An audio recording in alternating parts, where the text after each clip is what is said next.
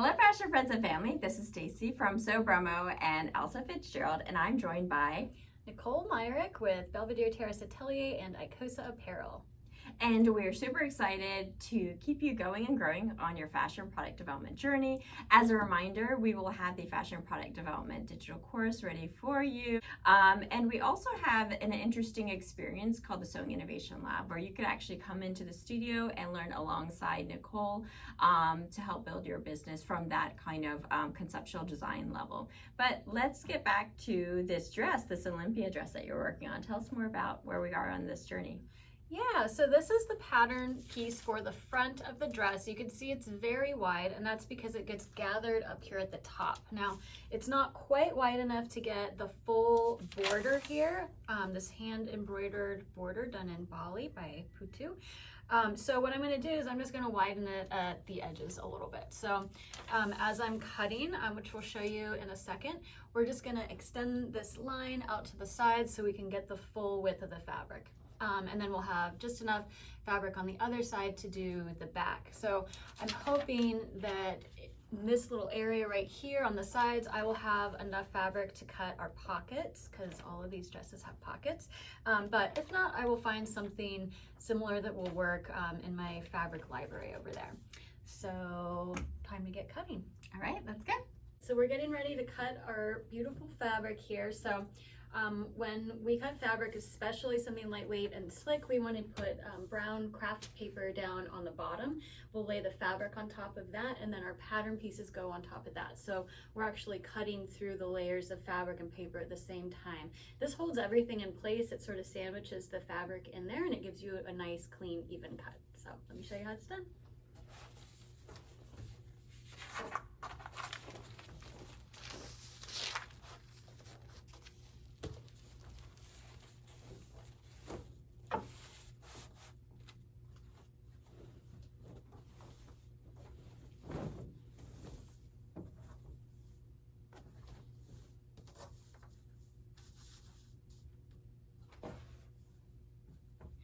When you're laying fabric out, you want to make sure that the edges are even. There's no distortion or torquing.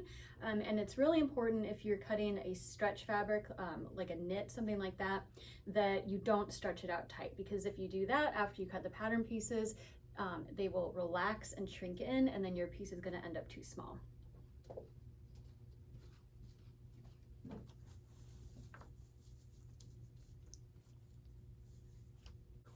All right, so I have some nice heavy pattern weights here that I'm going to use to anchor down the edge of the fabric, and then I'll go to the other side and just kind of give it a shake and make sure everything looks straight.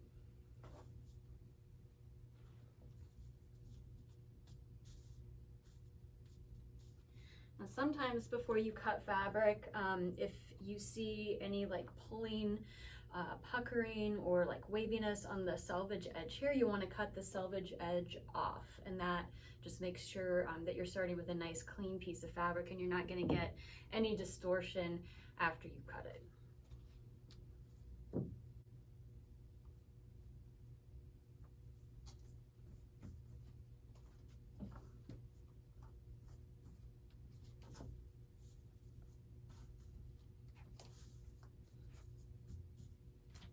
So the embroidery has distorted the fabric a tiny bit, so we're just going to make sure that we're lining that hem edge on the pattern up with that, and then we'll let the middle kind of fall where it may, do its thing.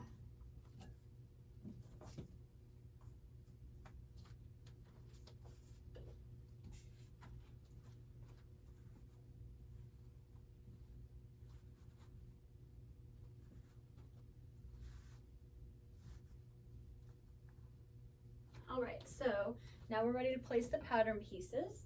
Have them back here.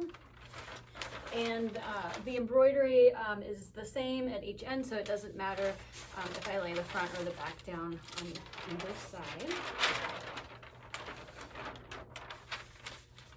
So I'm going to make sure that this center middle line is lined up right in the center of the pattern, because I don't want one side to be way off.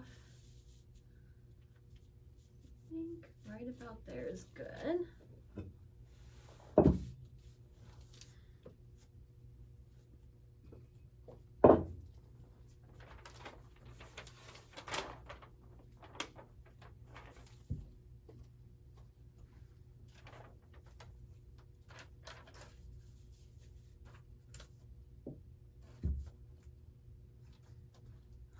right, and I'm gonna take a little piece of chalk and a ruler so that I can continue that angle off to the side there. So grab that.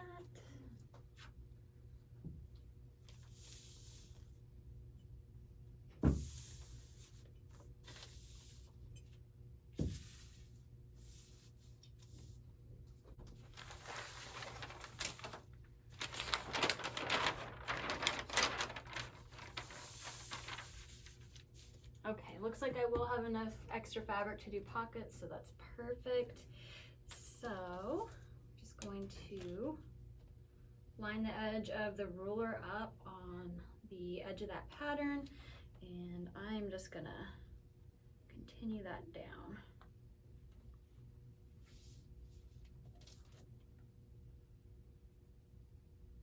Actually, because this is coming in at a right angle, I'm gonna continue this at a right angle so that our side seams will match up.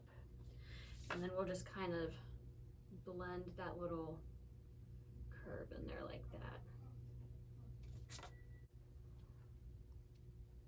I'm blending that side down. So I'm gonna cut this side first, and then we're gonna move on to the back. So sometimes I will use an electric rotary cutter, which is really great, but today I'm going to use scissors because I want to just be very careful and mindful when I'm cutting this. When you are cutting fabric out, you want to just use the tips of your scissors, and that's because you have a lot more control over the cutting and you won't accidentally overcut something.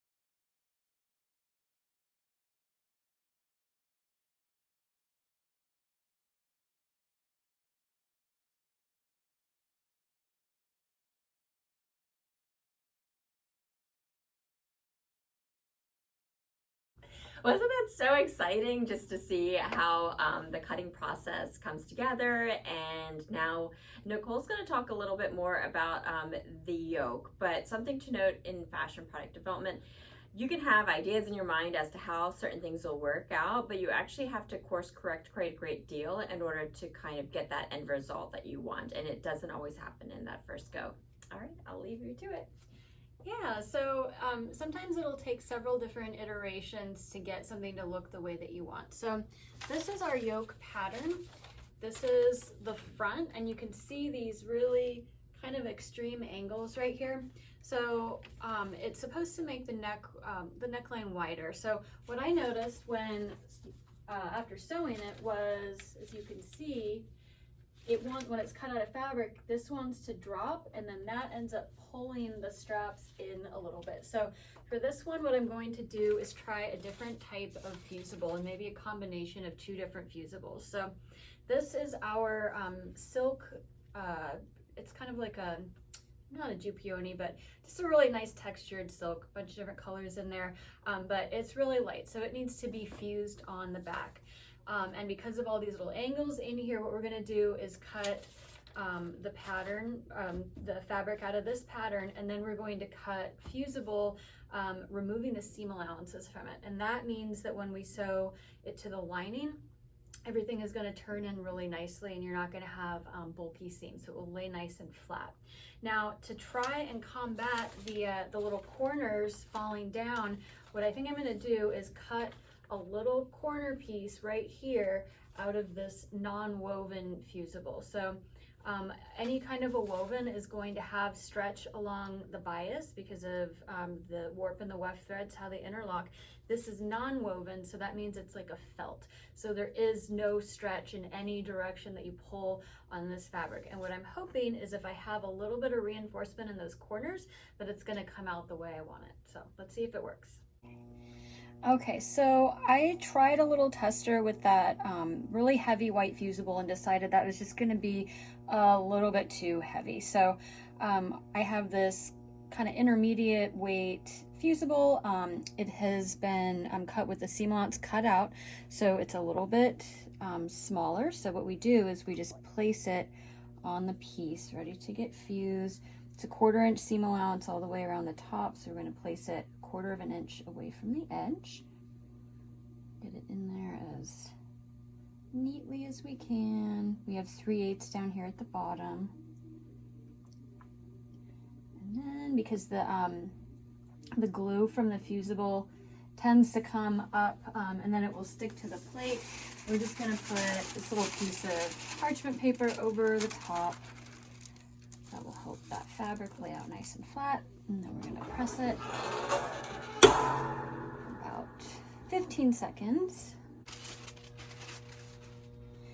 Okay, so now we have our fused front yoke. So we're going to stitch right on the edge of that fusible there, and then when you turn that seam allowance under, it gives it a really nice, clean, crisp line there.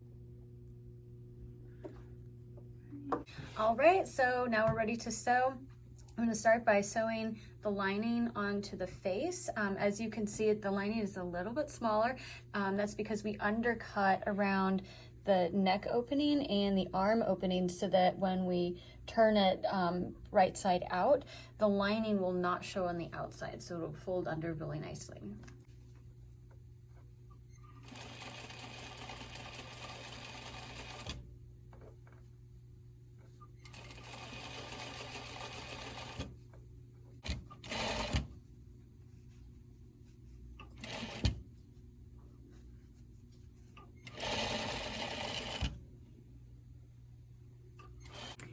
All right, so to give you a little bit more context, the Fashion Product Development course is something that we created for the SEW BROMO School, and it will be available in digital form. All right, I'll see you next time.